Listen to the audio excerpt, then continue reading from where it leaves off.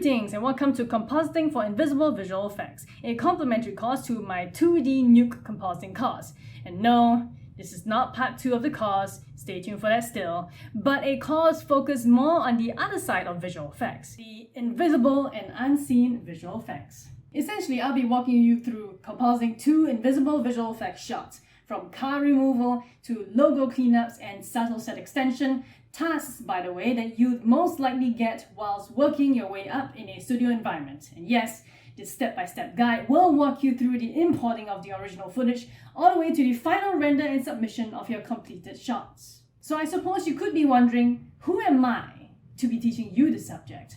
Well, quite simply, I'm someone who has worked in the Hollywood film and visual effects industry for a number of years, learning the tips, tricks, and insights of effective visual effects techniques. I was involved in the visual effects and post-production work in TV hit series such as AMC's The Walking Dead, Netflix's The Society and What If, and blockbuster movies like Marvel's Guardians of the Galaxy, War for the Planet of the Apes, and Aquaman.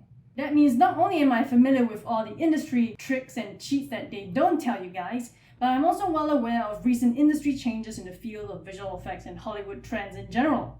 Still, if you need more credentials, feel free to look me up on IMDb or look at my instructor bio for this course. On that note, I'd also like to know who you are as a student, just so that I can customize this course and future course content to you.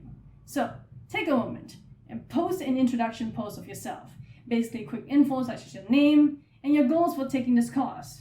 Do you want to take visual effects as a career, or are you simply looking to learn some tricks for your own projects? Go on, it should be quick and simple.